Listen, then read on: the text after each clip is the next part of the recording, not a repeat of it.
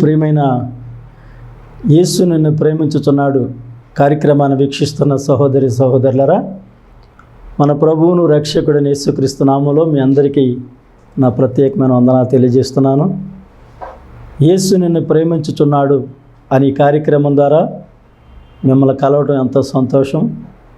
అంతా బాగున్నారు కదా? మా అనుదిన ప్రార్థనలు మీకు సహకారంగా ఉండి మిమ్మల్ని ఎంతో ఆత్మీయంగా బలపరుస్తాయని చెప్పడానికి నేను ఎంతో సంతోషిస్తున్నాను. దేవుని యొక్క మహాకృపను బట్టి ఈ కార్యక్రమాన్ని కొనసాగించడానికి దేవుడు ఎంతో సహాయం చేశారు. నమ్మదగినటువంటి దేవుని యొక్క ఆధిపత్యంలో మనం ఉన్నాము. ఆయన సమయోచితమైన సహాయం ద్వారా మనల్ని దర్శిస్తూ ఆదుకుంటూ అన్ని విషయాల్లో కృప చూపుటకు ఆయన ఐశ్వర్యవంతుడై ఉండి మనలను దీవిస్తూ ఉన్నారు. మా ప్రియమైనటువంటి దేవుని బిడ్డలారా, వాక్య భాగంలోనికి వెళ్దాం. వెళ్ళే ముందుగా చిన్న ప్రార్థన. ప్రేమగల మా తండ్రి, నీకు వందనాలు స్తోత్రాలు చెల్లిస్తున్నాము. నీవు ప్రేమస్వరూపివి గనుకనే మనుషులు విసర్జించినటువంటి మమ్మలను మీరు ప్రేమించారు. పాపముల చేత అపరాధముల చేత చచ్చినటువంటి మమ్మలను క్రీస్తు యేసు ద్వారా బ్రతికించారు. తద్వారా మీ ప్రేమను వెల్లడి చేశారు. ఈ కార్యక్రమాన్ని వీక్షిస్తున్న ప్రతి సహోదరుని మీరు దీవించి ఆశీర్వదించండి. నీ అభిషేకం మాపై మెండుగా దిగిరానివ్వండి. యేసు నామమున అడుగుచున్నాను తండ్రి, ఆమెన్. ఆమెన్. మరొకసారి యేసు నిన్ను ప్రేమించుచున్నాడు కార్యక్రమానికి స్వాగతం, సుస్వాగతం. వాక్య భాగంలోనికి వెళదాం. యోహాను సువార్త 3వ అధ్యాయము 16వ వచనం ఇలాగున రాయబడి ఉంది, దేవుడు లోకమును ఎంతో ప్రేమించెను అని. నా ప్రియమైనటువంటి వారులారా, దేవుడు లోకమును ఎంతో ప్రేమించెను. ఒక కవి అన్నాడు, లోకం అంటే మట్టి కాదో, దేశం అంటే మట్టి కాదో, దేశం అంటే మనుషులు అన్నాడు. లోకాన్ని ప్రేమిస్తున్నాడు దేవుడు అంటే, లోకం అంటే ఈ సృష్టి నేను కాదు, ఈ భూలోకాన్ని, ఈ లోకంను దేవుడు ఎందుకు ప్రేమిస్తున్నాడు అనే విషయాన్ని మనం జాగ్రత్తగా ఆలోచన చేసినట్లయితే, ఈ భూమి మీద దేవుని పోలికలో చేయబడినటువంటి నువ్వు నేను ఉన్నాం. మనము దేవుని పోలిక. దేవుడు మంటిని తీసి మనిషిగా మలచి ఆయన జీవాయువును ఊదినప్పుడు జీవించు ఆత్మగా మారాడు మనిషి. దేవుని బిడ్డలారా, మనము దేవుని పోలికలో చేయబడ్డాము గనుకనే దేవుడి యొక్క ప్రేమ మన మీద కనపరచబడింది. దేవుడు ప్రేమ స్వరూపి అని యోహాను పత్రికలో రాయబడింది. దేవుడు ప్రేమస్వరూపి అనే దేవుడు లోకాన్ని ఎంతో ప్రేమిస్తున్నాడు. దేవుడు లోకాన్ని ఎంతో ప్రేమిస్తూ ఆయన బిడ్డలమైనటువంటి మనకు చేస్తున్న హెచ్చరిక ఏమిటంటే, లోకములో ఉన్నవాటిని ప్రేమించకండి. లోకంలో ఉన్నదంతా శరీరాశ, నేత్రాశ, జీవపు డంబం. అవి దేవుని యొక్క చిత్తాన్ని జరిగించనివ్వవు. అవి దేవుని యొక్క నీతిలో నడవనివ్వవు. యథార్థమైన వ్యక్తులుగా దేవుని చిత్తాన్ని గ్రహించగలిగేటువంటి దేవుని బిడ్డలుగా మనలను మనకు ముందుకు కొనసాగనివ్వవు అని ఎరిగిన దేవుడు లోకాన్ని ప్రేమించొద్దు అంటున్నాడు. కానీ దేవుడు లోకాన్ని ప్రేమిస్తున్నాడు. ఆ కారణం తెలుసుకున్నాం కదా. దేవుని పోలికలో నువ్వు నేను చేయబడ్డాం. మనము దేవుని పోలిక. మనము పశువుల రూపంలోనో, మృగాల రూపంలోనో, జంతువుల రూపంలోనో, పక్షుల రూపంలోనో, పురుగుల రూపంలోనో మనం చేయబడ్డాం. దేవుడు ఎలా ఉన్నాడో అదే రూపంలో మనం చేయబడ్డాం. దేవుడు మనలో ఆయన పోలికను చూసుకున్నాడు. దేవుడు మనలో ఆయన రూపాన్ని చూసుకున్నాడు. మనలను చేసినటువంటి దేవుడు, మనలో జీవాయువును ఊదినటువంటి దేవుడు మనలను చూసి ఈ సర్వసృష్టిని కూడా ఏలుబడి చేసేవారుగా మనం ఉండాలని ఆయన ఆశపడ్డాడు. ఆయన ఆలోచన అంత గొప్పది. ప్రియ దేవుని బిడ్డలారా, దేవుడు మనలను ప్రేమించడానికి గల కారణం ఏమిటో తెలుసా? దేవుడు మనలో ఒక ప్రత్యేకతను చూచాడు. ఏమిటా ప్రత్యేకత అంటే, ఆయన కుమారుడైనటువంటి క్రీస్తు స్వారూప్యములోనికి మనము మార్చబడాలి. ఆయన కుమారుడని క్రీస్తు స్వరూప్యము మనలో ఒక ప్రత్యేకమైనటువంటిదిగా దేవుడు చూచాడు. గనుకనే ఆయన కుమారుడిని క్రీస్తును మన కొరకు మరణానికి అప్పగించాడు. ఒక్క మనిషి ద్వారా పాపము లోకములోనికి ఎలా వచ్చిందో, ఒక్క మనిషి ద్వారానే ఆ పాపమును నివృత్తి చేయడానికి దేవుడు యేసుక్రీస్తుగా నరుడుగా ఈ లోకంలో అవతరించాడు.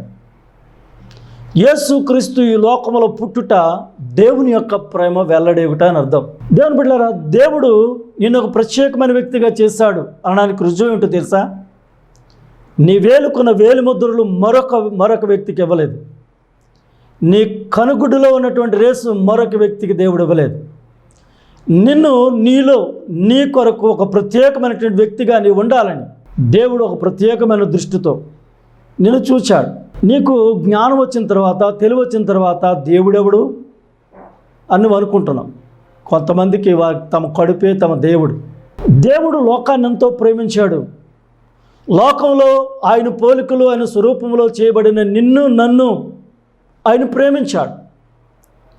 ఎందుకంటే పాపముల చేత, అపరాధముల చేత మనం చచ్చిన వారమై ఉన్నాం. క్రీస్తుతో కూడా మనల్ని బ్రతికించడానికి దేవుడు మనల్ని ప్రేమించాడు.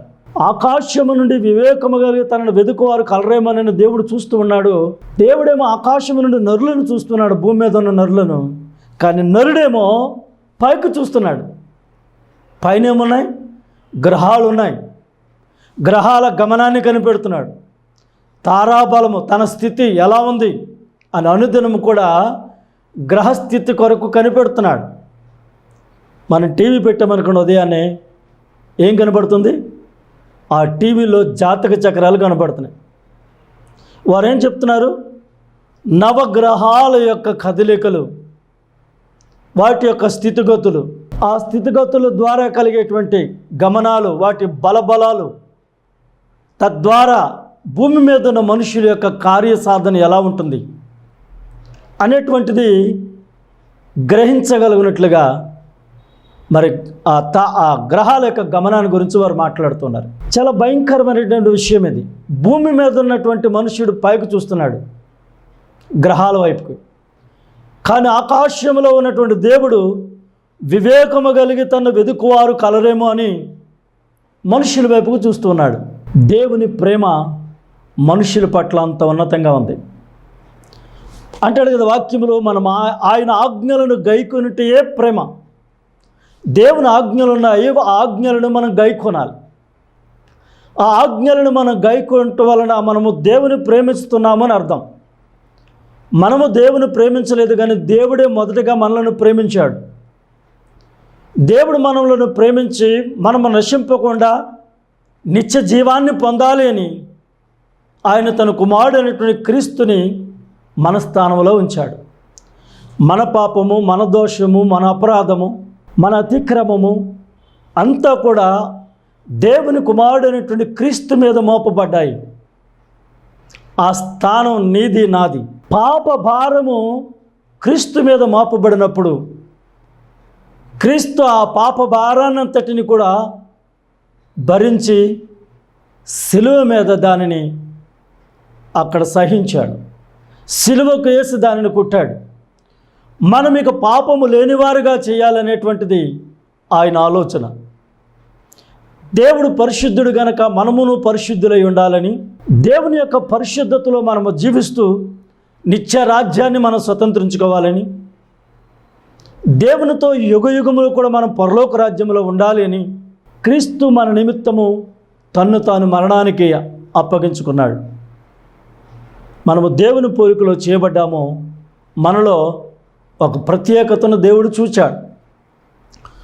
ఒక పుస్తకంలో నేను చదివాను, అమెరికా దేశంలో ఒక చిత్రకారుడు తన యొక్క గదిలో చిత్రాలను పెయింటింగ్ వేస్తున్నటువంటి సమయంలో ఒక బిచ్చగాడు ఆ షాపు దగ్గరకు వచ్చి అతనిని భిక్షం అడిగాడు. భిక్షం అడిగినప్పుడు ఆ పెయింటింగ్ వేసే వ్యక్తి తనను అలాగే చూస్తూ ఉన్నాడు. తనను చూస్తూ ఉండగా ఈ బిచ్చగాడికి ఆశ్చర్యం వేసింది. ఇలా చూస్తున్నాడు ఏంటి నా వైపు అని. తను నవ్వుకుంటూ, ఆ చిత్రకారుడు నవ్వుకుంటూ బయటకు వచ్చి తాను ఇవ్వవలసినటువంటి బిచ్చాన్ని ఇచ్చి, మరలా నీవు ఎప్పుడు వస్తావు అని అడిగాడట. ఈ బిచ్చగాడికి ఆశ్చర్యం వేసింది. మరలా ఎప్పుడు వస్తావంటే ఇంతకంటే బెటర్ అయినటువంటిది ఏదో ఇస్తాడు అని ఆశతో నేను పలానా రోజున వస్తానండి మీ దగ్గరికి అన్నాడు. తను వచ్చేటప్పటికి చిత్రకారుడు ఒక అద్భుతం చేశాడు. ఆ అద్భుతం ఏమిటంటే బిచ్చగాడు వచ్చి చిత్రకారుడిని పిలిచాడు. అయ్యా నేను వచ్చానండి అని అనగానే చిత్రకారుడు నవ్వుకుంటూ ఒక పేపర్ కట్టేసినటువంటి పటాన్ని తీసుకుని వచ్చి తన ముందు నిలవబెట్టి ఆ పేపర్ని చించివేశాడు. అప్పుడు ఒక వ్యక్తి షూట్ వేసుకుని నిలబడినటువంటి ఒక ఫోటో గీసినటువంటి చిత్రం అది. పిచ్చివాడు ఒక్కసారి నిలబడి స్టన్ అయిపోయాడు. ఎందుకు స్టన్ అయిపోయాడు తెలుసా? ఆ ఫోటోలో ఉన్నటువంటి ముఖం ఎవరిదంటే ఈ బిచ్చగాడిదే. తన దగ్గరికి బిచ్చమడుకోవడానికి వచ్చినప్పుడు బిచ్చగాడి యొక్క జుట్టు చెరిగిపోయింది, గడ్డం పెరిగిపోయింది, బాగా మాసిపోయినటువంటి వస్త్రాలు, మురికైపోయినటువంటి శరీరం. అలాంటి రూపంతో ఈ బిచ్చగాడు చిత్రకారుడి దగ్గరికి వచ్చాడు. కానీ మరుసటి విజిటింగ్కి చిత్రకారుడి బిచ్చగానిని ఎలా మార్చాడంటే ఒక హోందా కలిగినటువంటి వ్యక్తిగా, ఒక కోటేశ్వరుడు, ఒక మంచి అందమైనటువంటి రూపంలో ఉండేటువంటి వ్యక్తిగా మరి బొమ్మ గీసి చూపించినప్పుడు ఈ బిచ్చగాళ్ళలో చిన్న ఆశ ప్రారంభమైంది. దేవునికి స్తోత్రం. చిత్రకారుడు మనస్సులో తనకు ఏ పోలికైతే ఉందో, చిత్రకారుడు మనస్సులో తన రూపం ఎలా అయితే ఉందో అలాంటి రూపాన్ని కలిగి జీవించాలి అనేటువంటి ఆశ తనలో కలిగింది. తనలో కలిగినప్పుడు అంతే, అక్కడి నుంచి నవ్వుకుంటూ వెళ్ళిపోయాడట బిచ్చగాడు. వెళ్ళిపోయి మరి చాలా కాలం వరకు కూడా బిచ్చగాడు ఈ చిత్రకారుడికి కనబడలేదట. ఏమైంది అని అంటే బిచ్చవాడు కూడా మానేశాడు.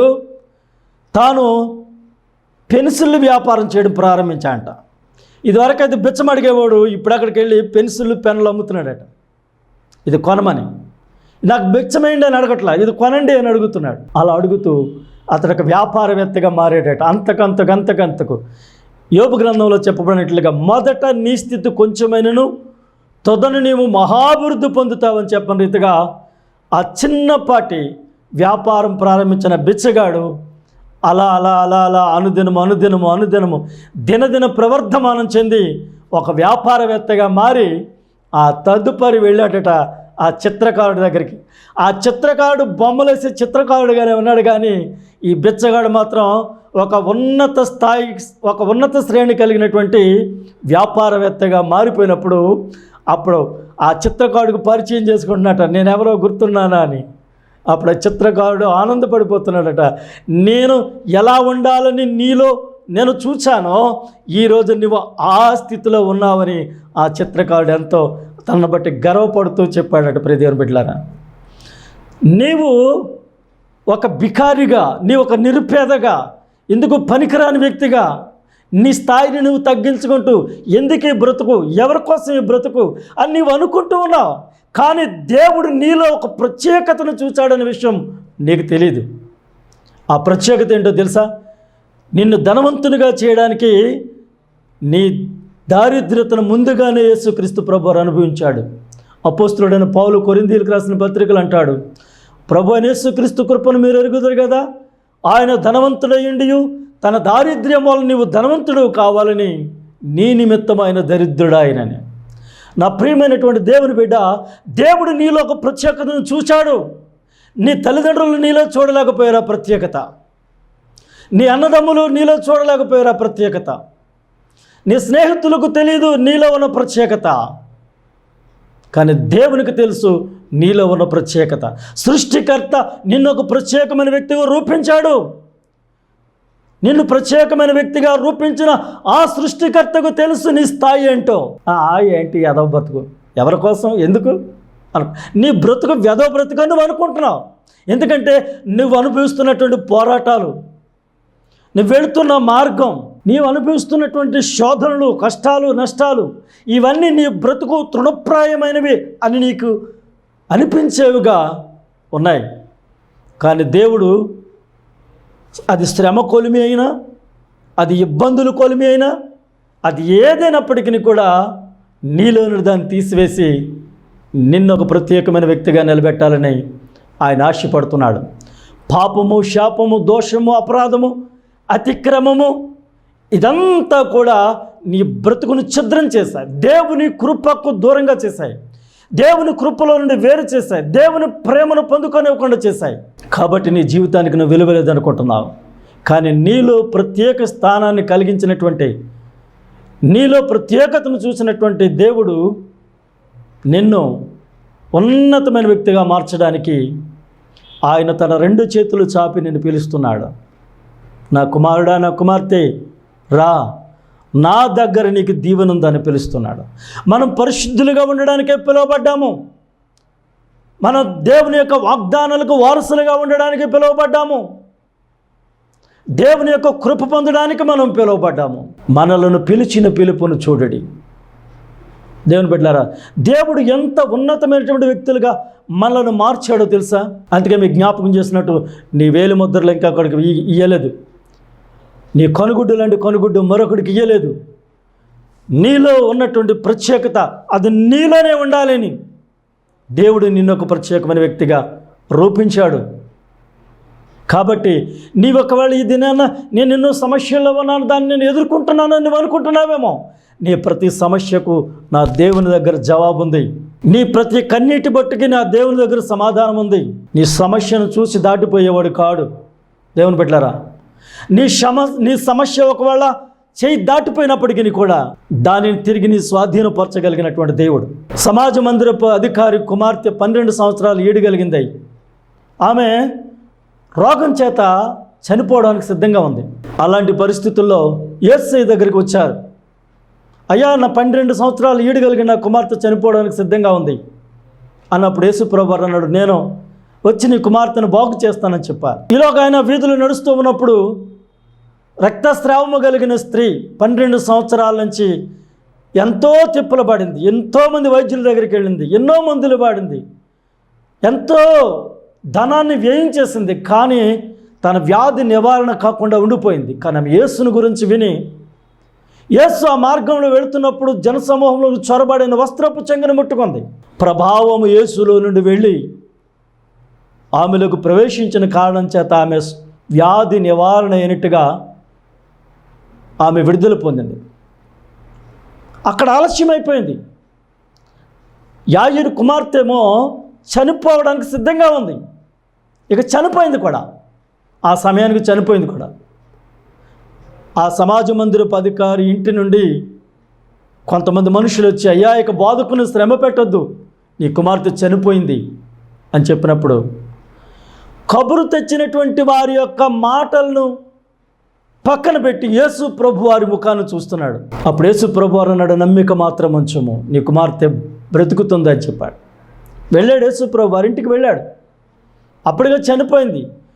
వాయిద్యాలు వాయించేవారు వాయిద్యాలు వాయిస్తున్నారు, గొల్లు చేసేవారు గొల్లు చేస్తున్నారు, ఏడ్చేవారు ఏడుస్తున్నారు, అన్ని కార్యక్రమాలు జరిగిపోతూ ఉన్నాయి. కానీ యేసు ప్రభు వారు తాను ప్రేమించిన శిష్యులను, తన తల్లిని తండ్రిని కూడా తీసుకొని లోపలికి వెళ్ళి ఆ చిన్నదాన్ని చేయి పట్టుకుని అంటున్నాడు, తల్లి తోకుమి, చిన్నదాన లెమ్ము అనగానే వెంటనే ఆమె లేచింది. ఈమెకి ఆహారం పెట్టండి అని ప్రభు చెప్పారు. దేవునికి స్తోత్రం. చనిపోయిన కుమార్తెను తిరిగి మరలా సమాజ మందిరపు అధికారి పొందుకున్నాడు. నీ పరిస్థితి చేయి దాటిపోయినా నీవు దేవుని మీద భారం వేసినప్పుడు దేవుడు నిశ్చయముగా మళ్ళా పరిస్థితులు నీ స్వాధీనంలోనికి తెస్తాడు. ప్రియ దేవుని బిడ్డలారా, నిరాశపడకండి, మీరు దేని గురించి చింతపడకండి. అపోస్తలుడైన పౌలు ఫిలిప్పీయులకు రాసిన పత్రిక 4వ అధ్యాయము 5వ వచనములో ఇలాగనంటున్నాడు, ప్రభు మీకు సమీపంగా ఉన్నాడు, మీరు దేని గురించి చింతపడద్దు, ప్రతి విషయంలో ప్రార్థన విజ్ఞాపనముల చేత మీ విన్నపాలు దేవునికి తెలియచేయండి అంటున్నాడు. మనం దేని గురించి చింతపడవలసినటువంటి పని లేదు. మన హృదయాలు కలవరపడవలసినటువంటి పని లేదు. మనము దేవుని నమ్మిక ఉంచితే దేవుడు నీ ప్రశ్నకు జవాబును సిద్ధపాటు చేసి ఉంచుతాడు. నా ప్రియమైన దేవుని బిడ్డ, దేవుడు నిన్ను ప్రేమించాడు, దేవుడు నిన్ను ప్రేమిస్తున్నాడు, యేసు నిన్ను ప్రేమిస్తున్నాడు. ఈ కార్యక్రమం ద్వారా నీతో చెప్పమంటున్న మాట ఏంటో తెలుసా? నీ వారే నిన్ను అర్థం చేసుకోలేకపోయినా దేవుడు నిన్ను ప్రేమిస్తున్నాడు, యేసు నిన్ను ప్రేమిస్తున్నాడు అని చెప్పమన్నాడు. ఈ సందేశం అంతకే దేవుడు మనలను ప్రేమిస్తున్నాడనే విషయాన్ని మన జ్ఞాపకమునకు తెచ్చుకోవాలి. దేవుడు తన మాటను నిరర్ధకం చేయడు. వాగ్దానం చేసిన దేవుడు నమ్మదగినటువంటి వాడు. ఆయన మాట ఇచ్చి తప్పడానికి ఆయన మనిషి కాదు. దేవుడు ఎంత ప్రేమిస్తున్నాడంటే మన స్థితిగతులు మారి మన దీనస్థితి నుండి దీవెనకరమైన స్థితిలోనికి వెళ్ళేటట్లుగా దేవుడు మనల్ని చేస్తున్నాడు. దేవుని బిడ్డ, అధైర్యపడకు, దిగులు పడకు. నీ స్థితిని దేవుడు మార్చుతూ ఉన్నాడు. నేను ఇంతే, నా బ్రతికింతే అని నువ్వు నిరాశపడుతున్నావేమో. నిరాశ వలదు. చింతించకు, దిగులు పడకు, జడియకు, భయపడకు. దేవుని వైపుకు చూడు. దేవుడు నిశ్చయముగా నీకు విడుదల కలిగిస్తున్నాడు. నిన్ను దీవెనకరంగా మార్చుతూ ఉన్నాడు. యెషయా గ్రంథంలో దేవుని యొక్క సహాయం కొరకు చేసినటువంటి ప్రార్థనల గురించి నేను మీకు తెలియజేయాలని ఆశపడుతున్నాను. నేను ప్రార్థన చేసినప్పుడు దేవుడు నాకు ఈ వాక్యాన్ని జ్ఞాపకం చేశాడు. ఏమిటంటే యెషయా గ్రంథం 26వ అధ్యాయము 16వ వచనములో ఇలాగ రాయబడింది. యెహోవా, శ్రమలో వారు నిన్ను తలంచుకొనిరి, నీ శిక్ష వారి మీద పడినందున వారు విశేషముగా దీన ప్రార్థనలు చేసిరి. ఇక్కడ వాక్యంలో మనకు కనపడుతున్నది దీన ప్రార్థనలు అనేవి మనకు కనపడుతున్నాయి. దీన ప్రార్థన. రాజు అయినటువంటి ఆశ దీన ప్రార్థన చేశాడు. అమోనీయులు, మోయోనీయులు వీరు మిడతల దండుల వారి మీదకి దండెత్తి వచ్చినప్పుడు ఈ విషయాన్ని తెలుసుకున్నటువంటి రాజు అయినటువంటి ఆశ యూదాంతటా కూడా ఉపవాస దినాన్ని ప్రతిష్ఠించి మందిరంలోనికి వెళ్ళి ఉపవాసంతో ప్రార్థన చేస్తూ ఉన్నాడు. దేవా, ఈ గొప్ప సైన్యమును ఎదిరించడానికి మాకు శక్తి చాలదు, ఏమీ చెయ్యను మాకు తోచదు, నువ్వే మాకు దిక్కు, వారికి నువ్వు తీర్పు తీర్చవా అని రాజు దీనుడే ఉపవాసం ఉండి ప్రార్థన చేస్తున్నాడు. దేవుడు ఆ ప్రార్థన ఆలకించి, చెడియవద్దు, భయపడవద్దు, వారికి జడవద్దు, భయపడవద్దు, రేపు మీరు వారి మీదకి యుద్ధానికి ఆడండి, యుద్ధం చేసేవాడు మీరు కాదు, దేవుడే మీ పక్షాన యుద్ధం చేయబోతున్నాడు అనే వర్తమానం పంపించాడు. దేవుని స్తోత్రం. మనము దీన ప్రార్థన చేసినప్పుడు, దీనులమై ప్రార్థన చేసినప్పుడు, దీన మనసైన వస్త్రాలను ధరించుకొని మనము ప్రార్థన చేసినప్పుడు దేవుడు నిశ్చయముగా మన ప్రార్థన ఆలకించి మనకు విడుదలిస్తాడు, మనకు జయమిస్తాడు. మన ప్రార్థనా జీవితానికి తగినటువంటి బహుమానాన్ని ఆయన ఇస్తాడు. దానిని పొందడానికి మనలను అర్హులుగా చేసి ఆయన ప్రేమను మన పట్ల కనపరిచారు. ఎంత గొప్ప దేవుడండి! ఆయన ప్రేమ ఎంత గొప్పదండి! మనల్ని ఆయన కాపాడుతున్న తీరు ఎంత గొప్పదండి! కోడి తన పిల్లలను రెక్కల కింద చేర్చుకునే ఆగును కాపాడుతూ ఉందో అలాగును దేవుడు మనల్ని కాపాడుతున్నాడు. దేవుడు మనల్ని కాపాడుతున్న కాపుదలలో ఆయన ప్రేమ ఎంత గొప్పగా కనబడుతుంది. మనము దీనస్థితి నుంచి ఉన్నత స్థితికి వెళ్ళడానికి దేవుడు మనల్ని బలపరుస్తున్నాడు, మన చేతి పనులను ఆశీర్వదిస్తున్నాడు, మనం తలపెట్టిన ప్రతి కార్యము నేను సఫలం చేస్తున్నాడు. అన్ని విషయాల్లో కూడా ఆకాశమును తన మంచి ధననిధిని తెరిచి మనలను ఆయన ప్రోత్సాహపరుస్తూ ఉన్నాడు.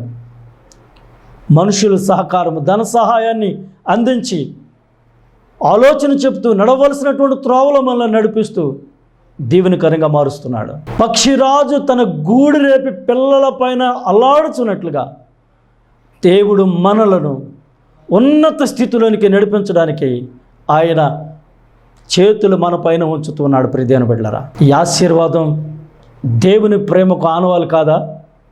దేవుడు లోకాన్ని ఎంతో ప్రేమించాడంటే దేవుడు నిన్ను నన్ను ఎంతో ప్రేమించాడు. ఆ ప్రేమకు నిదర్శనం ఈ రోజున మనం సజీవులుగా ఉన్నాము. అనుదినం ఆయనకు నూతనంగా వాత్సల్యత కలుగుతుంది. ప్రతి ఉదయాన్న కృప కలిగినట్లు ఆయన ఆజ్ఞాపిస్తున్నాడు. ఆయన ఉన్నతమైనటువంటి కృపను మన పట్ల ఆయన చూపుతున్నాడు. 91 కీర్తనలో అతడు నిన్ను ప్రేమించుచున్నాడు గనుక నేను అతను తప్పిస్తాను, అతడు నా నామమును ఎరిగిన వాడు గనుక నేను అతని ఘనపరుస్తాను, అతడు నాకు మొర్ర పెట్టగా నేను ఉత్తరమిస్తాను, శ్రమలో విడిపించి తోడేయండి గొప్ప చేసి దీర్ఘాయువు చేత తృప్తిపరుస్తాను. నీవు ఆయనను ప్రేమిస్తే ఎన్ని ఆశీర్వాదాలను దేవుడు నీకోసం సిద్ధపరిచి ఉంచుతున్నాడు. నిన్ను ప్రేమించాడు యేసయ్య. యేసు నిన్ను ప్రేమిస్తున్నాడు. నా ప్రియ సహోదరి సహోదరుడా, నా ప్రియ తల్లి చెల్లి తమ్ముడో, దేవుడు నిన్ను ప్రేమిస్తున్నాడు. యేసయ్య నిన్ను ప్రేమించాడు కనుక నీ కొరకు తన రక్తాన్నంతటిని దారబోసాడు. యేసయ్య నిన్ను ప్రేమించాడు కనుకనే నీవు తినవలసిన దెబ్బలన్నిటినీ నీ స్థానంలో ఆయన తిన్నాడు. నీ కొరకు నిందలు అవమానాలను సహించాడు. నీ కొరకు భారభరితమైన సిలువను మోయలేక అలసి సొలసిపోయినప్పటికీ సిలువను మోసాడు. జానుడి కంటే పొడవాటి మేకులతో ఆయన కాళ్ళలో చేతుల్లో మేకులు కొట్టించుకున్నాడు. అవమానపరుస్తున్న మౌనముగా ఉండిపోయాడు. ఆయన ఎందుకు మౌనంగా ఉన్నాడో తెలుసా? నీకు జయమనివ్వడానికి ఆయన మౌనంగా ఉన్నాడు. ఆర్భాటంతో నువ్వు గొంతులు వేయగలిగేటువంటి కృపను నీ పట్ల చూపడానికి ఆయన మౌనంగా ఉన్నాడు. నీ గొప్ప జయ జీవితాన్ని ఆయన ప్రసాదించబోతున్నాడు. నమ్మితే ఈ ప్రార్థనలో ఏకీభవించు. దేవుడు నీ కొరకు గొప్ప ఆశీర్వాదాలు సిద్ధపాటు చేసి ఉంచాడు. నీ కొరకే, ఈ మాట వింటున్న నీ కొరకే. ప్రియ సహోదరి, సహోదరుడా, నీ జీవితానికి విలువ లేదనుకున్నావు నువ్వు, కానీ నిన్నంత ప్రత్యేకమైన వ్యక్తిగా దేవుడు చూస్తున్నాడు. నీ కొరకే ఈ ఆశీర్వాదం. ప్రార్థిద్దాం. నాతో కలిసి ప్రార్థించి ఏకీభవించు. ప్రేమస్వరూపి అయిన మా తండ్రి, నీకు వందనాలు, స్తోత్రాలు చెల్లిస్తున్నాం ప్రభువా. నీ ప్రియకుమారుని ద్వారా మేము నశింపకనిచ్చే జీవాన్ని పొందాలని నువ్వు లోకాన్ని ప్రేమించావని, పాపముల చేత అపరాధముల చేత చచ్చినటువంటి మమ్మల్ని క్రీస్తుతో కూడా బ్రతికించి జీవార్థమైనటువంటి సువాసనగా నిత్య జీవానికి వారసులుగా మమ్మల్ని చేయాలని మా కొరకు క్రీస్తుని బలిగాను అర్పణగాను అర్పించావు. ఇదిగో మాకున్న కష్ట సమయాల్లో, నష్ట సమయాల్లో అనేక మార్లు ఎందుకు మాకు బ్రతుకు, ఎవరి కోసం, వ్యధవ జీవితం అనుకుని ప్రశ్నించుకుని విసిగి వేసారిపోయిన వారిగా ఉన్నాం. కానీ ఈరోజు వర్తమానం ద్వారా మీరు మమ్మల్ని దర్శించినందుకు స్తోత్రాలు ప్రభువా.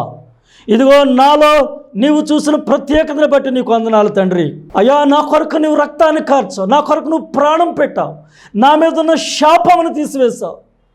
నా దరిద్రతకు కారణం నా శాపమేనని, నా ఈ దేనస్థితికి కారణం నా పాపము, నా అతిక్రమము, నా దోషమేనని నువ్వు ఎరిగిన వాడవై దానంతటిని కూడా నువ్వు తొలగించావు. యేసుక్రీస్తు రక్తము ద్వారా నన్ను కడిగి విమోచించండి. ఆ విమోచన ద్వారా కలిగేటువంటి కృప, దీవెన, వాగ్దాన ఫలము, ఆశీర్వాదం మా బ్రతుకులో మాకు దయచేయండి. ఇక కన్నీళ్ళే అనుకున్నాం ప్రభువా, ఇక కష్టాలే అనుకున్నాం ప్రభువా, పడిన స్థితిలోంచి ఇక లేవలేమో అనుకున్నాం ప్రభువా. దేవ, మమ్మల్ని పైకి లేవనెత్తండి. ఈరోజు వర్తమానం ద్వారా మమ్మల్ని దర్శించినందుకు వందనాలు. ఈరోజు వర్తమానం ద్వారా మమ్మల్ని తాకినందుకు వందనాలు. ఈరోజు వర్తమానం ద్వారా మమ్మల్ని దీవించినందుకు వందనాలు. సిలువ యొద్దకు మమ్మల్ని చేర్చినందుకు కృతజ్ఞతలు. అనుదినము సిలువెత్తుకొని నిన్ను వెంబడించగలిగే కృపను మాకు దయచేయండి. మాలో ఆత్మీయ శారీరక స్వస్థత దయచేయండి. అన్నిటికన్నా మిన్నగా స్వస్థ బుద్ధిని మాకు దయచేసి నీ బిడ్డలుగా జీవించగలిగే కృపను మాకు ఇవ్వండి. నజరేయుడని యేసు నామములో ప్రార్థించి వేడుకుంటున్నాము తండ్రి, ఆమేన్. వాక్యాన్ని విన్న ప్రియ కుటుంబస్తులారా, మీ అందరికీ యేసుక్రీస్తు నామములో మరొకసారి నా శుభాలు తెలియజేస్తున్నాను. ఈ కార్యక్రమం మీకు ఆశీర్వాదకరంగా ఉన్నట్లయితే మీరు ఈ కార్యక్రమం కొనసాగినట్లుగా మీరు ప్రార్థించండి. మీ ప్రార్థన మాకు మరింత బలాన్ని, ప్రోత్సాహాన్ని ఇస్తాయి.